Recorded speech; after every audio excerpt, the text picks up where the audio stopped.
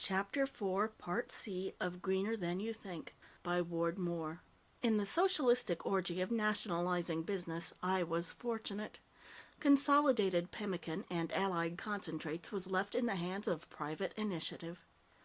Better than that, it had not been tied down and made helpless by the multiplicity of regulations hampering the few types of endeavor remaining nominally free of regimenting bureaucracy. Opportunity, long prepared for, and not, I trust, undeserved, was before me. In the past to which our country had come, it seemed to me I could be of most service, supplying our armed forces with field rations. Such an unselfish and patriotic desire one would think easy of realization, as I so innocently did, and I immediately began interviewing numberless officers of the quartermaster's department to further this worthy aim. I certainly believe every corporation must have its rules, otherwise executives would be besieged all day by time-wasters. The United States government is surely a corporation, as I always used to say in advocating election of a business administration, and standard procedures and regulations are essential. Still, there ought to be a limit to the number and length of questionnaires to fill out, and the number of underlings to interview before a serious businessman can get to see a responsible official.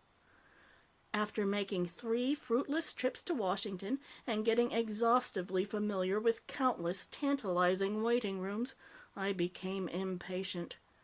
The man I needed to see was a Brigadier General Thario, but after wasting valuable days and hours, I was no nearer reaching him than in the beginning.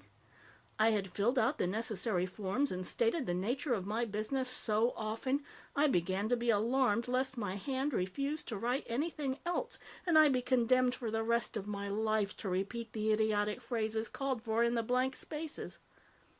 I am afraid I must have raised my voice in expressing my exasperation to the young lady who acted as receptionist and barrier. At any rate, she looked startled, and I think pressed a button on her desk. A pink-faced, white-mustached gentleman came hastily through the door behind her. The jacket of his uniform fitted snugly at the waist, and his bald head was sunburnt and shiny.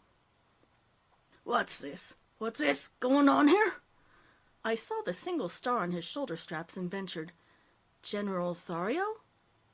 He hit his white mustache with a forefinger, pink as his cheeks. Yes, but you must have an appointment to speak to me. That's the rule, you know. Must have an appointment." He appeared extremely nervous and harassed, his eyes darting back to the refuge of his office, but he was evidently held to the spot by whatever distress animated his receptionist. "General Thario," I persisted firmly, "I quite appreciate your viewpoint, but I've been trying for days to get such an appointment with you on a matter of vital concern, and I have been put off every time by what I can only describe as red tape. I'm sorry to say so, General Thario, but I must repeat, red tape." He looked more worried than before, and his eyes ranged over the room for some escape. "Know just how you feel," he muttered. "Know just how you feel. Horrible stuff. Swaddled in it here. Simply swaddled in it. Strangled." He cleared his throat as though to disembarrass it of a garrote. "But, hang it, Mr. Weener, Albert Weener, President of Consolidated Pemmican and Allied Concentrates, Incorporated." "Well, you know, Mr. Weener, man your position. Appreciate absolute necessity, certain amount of routine. Keep the cranks out, otherwise swarming with them. Simply swarming. Wartime precautions. Must excuse me now, terribly rushed. Glad to have met—" Swallowing the rest of the sentence and putting his hand over his mouth, lest he should inadvertently regurgitate it, he started for his office. "General Thario," I pleaded, "a moment. Consider our positions reversed. I have long since established my identity, my responsibility. I want nothing for myself. I am here doing a patriotic duty. Surely enough of the routine you mention has been complied with to permit me to speak to you for 5 or 10 minutes. Do for one moment as I say, General, and put yourself in my place. Think of the discouragement you as a citizen would feel to be hampered, perhaps more than is necessary." He took his hand down from his mouth and looked at me out of blue eyes so pale as to be almost colorless. "But hang it, you know, Mr. Weener, highly irregular. Sympathize completely, but consider. Don't like being put in such a position. Why don't you come back in the morning?" "General," I urged, flushed with victory, "give me 10 minutes now." He collapsed. "Know just how you feel. Wanted to be out in the field myself. No desk soldier. Lot of nonsense if you ask me. Come in. Come in." In his office, I explained the sort of contract I was anxious to secure and assured him of my ability to fulfill its terms. But I could see his mind was not intent upon the specifications for field rations. Looking up occasionally from a dejected study of his knees, he kept inquiring in elliptical, practically verbless questions how many men my plant employed, whether I had a satisfactory manager, and if a knowledge of chemistry was essential to the manufacture of concentrates, evading or discussing in the vaguest terms the actual business in hand. However, he seemed very friendly and affable toward me personally, once the chill air of the waiting room had been left behind, and as Button-Fleas had advised me insistently to entertain without regard to expense any officials with whom I came in contact, I thought it politic to invite him to dinner. He demurred at first, but at length accepted, instructing his secretary to phone his wife not to expect him home early. I suggested Mrs. Thario join us, but he shook his head, muttering, "No place for women, Mr. Weener. No place for women." Whether this referred to Washington, or the restaurant where we were going, or to his life largely, was not clear. Wartime Washington was in its usual chaotic turmoil, and it was impossible to get a taxi, so we had to walk. But the General did not seem at all averse to the exercise. It seemed to me he rather enjoyed returning the salutes with the greatest punctilio and flourish. On our way, we came to one of the capital's most famous taverns, and I thought I detected a hesitancy in his stride. Now, I am not a drinking man myself. I limit my imbibing to an occasional glass of beer on account of the yeast it contains, which I consider beneficial. I hope, however, I am no prig or Puritan, and so I asked casually if he would care to stop in for an appetizer. "Well, now you mention it, Mr. Weener, huh? Fact is, don't mind if I do." While I confined myself to my medicinal beverage, the General conducted a most remarkable raid on the bar. As I have hinted, he was in demeanor a mild-appearing, if not indeed a timid man. In the course of an hour's conversation, no word of profanity, such as is affected by many military men, had crossed his lips. The framed photograph of his wife and daughters on his desk, and his respectful references to women, indicated he was not the type of soldier who lusts for rapine. But seated before that dull mahogany bar, whatever inhibitions, whatever conventional shackles, whatever self-denials and repressions had been inculcated, fell from him swiftly and completely. He barked his orders at the bartender, who seemed to know him very well, as though he were addressing a parade formation of badly disciplined troops. Not only did General Thario drink enormously, but he broke all the rules I had ever heard laid down about drinking. He began with a small, squat glass, which I believe is called an old-fashioned glass, containing half cognac and half rye whiskey. He followed this with a tall tumbler, 12 full ounces, none of your 8-ounce thimbles, not trifled with, of champagne, into which the bartender, upon his instructions and under his critical eye, poured 2 jiggers of tropical rum. Then he wiped his lips with a handkerchief pulled from his sleeve, and began with a serious air on a combination of Benedictine and tequila. The more he imbibed, the longer, more complete, and more coherent his sentences became. He dropped his harassed air. His abdomen receded, his chest expanded, bringing to my notice for the first time the rows of ribbons which confirmed his earlier assertion that he was not a desk soldier. He was sipping curacao, liberally laced with applejack, when he suggested we have our dinner sent in rather than leave this comfortable spot. "The fact of the matter is, Mr. Weener, I'm going to call you Albert if you don't mind." I said I didn't mind, with all the heartiness at my command. "The fact of the matter is, Albert, I have devoted my unfortunate life to 2 arts, the military and the potatory. As you may have noticed, most of the miserable creatures on the wrong side of a bar adopt one of two reprehensible courses. Either they treat drinking as though the aim of blending liquids were to imitate some French chef's fiddle-faddle, a dash of bitters, a squirt of orange, an olive, cherry, or onion wrenched from its proper place in the salad bowl, a twist of lemon peel, sprig of mint, or lump of sugar, and an eyedropper full of whiskey, or else they embrace the opposite extreme of vulgarity and gulp whatever rot gut is thrust at them to addle their undiscerning brains and atrophy their undiscriminating palates. Either practice is foreign to my nature and philosophy. I believe the happiest combinations of liquors are simple ones, containing no more than two ingredients, each of which should be noble, that is to say, drinkable in its own right. He raised his fresh glass, containing brandy and arrack. No doubt you have observed a catholicity in my taste.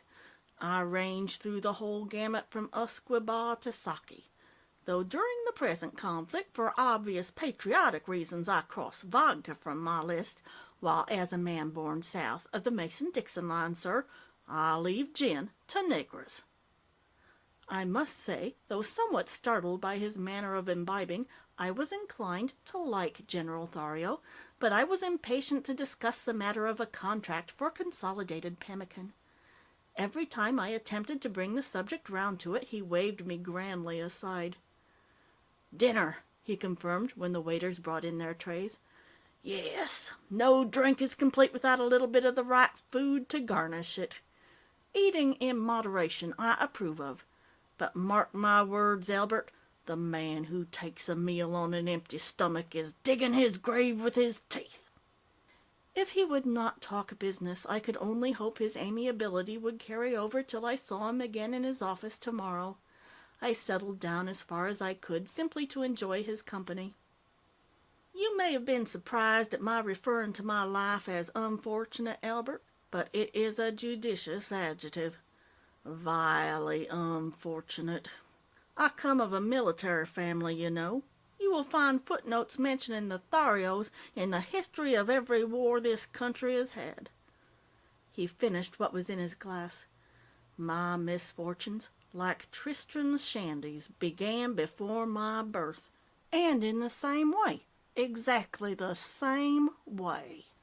My father was a scholar and a gentleman who dreamed his life away over the campaigns of the great captains, instead of attempting to become a great captain himself. I do not condemn him for this. The organization of the army is such as to encourage impracticality and inadvertence, but the consequences were unfortunate for me. He named me after his favorite heroes: Stuart, Hannibal, Ireton, Thario, and so aloof was he from the vulgarities of everyday life that it was not until my monogram was ordered painted upon my first piece of luggage that the unfortunate combination of my initials was noted. Hannibal and Ireton promptly suppressed in the interests of decency. Nevertheless, at West Point my surname was twisted by fellow classmates into Lothario, giving it a connotation quite foreign to my nature. I lived down both vexations only to encounter a third.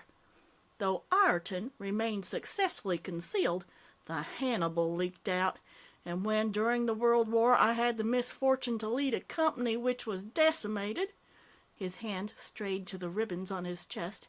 Behind my back, the enlisted men called me Cannibal Thario. He began discussing another drink. Of one thing I'm resolved: my son shall not suffer as I have suffered. I did not send him to West Point so he might win decorations on the field of valor and then be shunted off to sit behind an unsoldierly desk. I broke with tradition when I kept him from a military career, quite on purpose, just as I was thinking of his welfare, and not some silly foible of my own when I called him by the simplest name I could find. "What is your son's name?" I was constrained to ask. "George," he answered proudly. "George Thario. There is no nickname for George, as far as I know." "And he's not in the army now?" I queried, more in politeness than interest. "No, and I don't intend he shall be." The General's pink face grew pinker with his vehemence. "Albert, there are plenty of dunderheads and duffers like me in the country who are good for nothing better than cannon fodder. Let them go and be killed. I'm willing enough. Only an idiotic general staff has booted me into the quartermaster corps, for which I am no more fitted than to run an academy for lady marines. But I'm not willing for a fine, sensitive boy, a talented musician like George, to suffer the harsh brutalities of a training camp and battlefield." "The draft," I began tentatively. "If George had a civilian position in an essential industry, say one holding a contract with the Army for badly needed field rations." "I should like to meet your son," I said. "I have been looking around for some time for a reliable manager." "George might consider it." General Thario squinted his glass against the light. "I'll have him stop by your hotel tomorrow." The little radio behind the bar, which had been mumbling to itself for hours, spoke loudly. "We interrupt this program to bring you a news flash. Ayer has declared war on the Soviet Union. I repeat, war has been declared on the Union of Soviet Republics by Ayer. Keep tuned to this station for further details. We return you now to our regular program." There was an absent pattering of applause, and General Thario stood up gravely, glass in hand. "Gallant little Ayer, or, if I may be permitted once, the indulgence of using the good old name we know and love so well, brave old Ireland. When the world was at war, despite every provocation, she stayed peaceful. Now that the world is disgracefully pacific, and you have all heard foreign ministers unanimously declaring their countries neutral, so fast did they rush to the microphones that they were still panting when they went on the air. When the whole world was cautious, Ireland, true to her traditions, joined the just cause. Gentlemen, I give you our fighting ally, Ayer." Departing from his usual custom, he drank the toast in one gulp, but no one else in the room paid any attention. I considered this lack of enthusiasm for a courageous gesture quite unworthy, and meditated for a moment on the insensitivity into which our people seemed to have sunk. As the evening went on, the General grew more and more affable, and, if possible, less and less reticent. He had, he assured me, been the constant victim either of men or of circumstances. At the military academy he had trained for the cavalry, only to find himself assigned to the tank corps. He had reconciled himself, pursued his duties with zeal, and was shunted off to the infantry, where, swallowing chagrin, he had led his men bravely into a crossfire from machine guns. For this he got innumerable decorations and a transfer to the quartermaster's department. His marriage to the daughter of an influential politician should have assured peacetime promotion, but the nuptials coincided with an election depriving the family's party of power. Now another war had come, and he was a mere brigadier pigeonholed in an unimportant office, with juniors broadly hinting at his retirement, while classmates were leading divisions and even army corps to glorious victory on the field of battle. At least, they would have been leading them to glorious victory if there had been any action at all. "Invade!" insisted General Thario, becoming sufficiently stirred by his fervor to lapse into sober incoherence. "Invade them before they invade us. Aircraft out. Gentlemen's agreement. Quite understand. Well, landing barges. Barren Sea. Strike south. Shuttle transports. Drive left wing. Trans-Siberian. Hold an operation by right and center. ABC." No doubt it was a pity he was deprived of the opportunity to try these tactics. I was one of the few who had not become a military theoretician upon the outbreak of the war, but to my lay mind his plan sounded feasible. Nevertheless, I was more interested in the possible contract for food concentrates than in any strategy, no matter how brilliant. I'm afraid I showed my boredom, for the General abruptly declared it was time to go home. End of Chapter 4, Part C.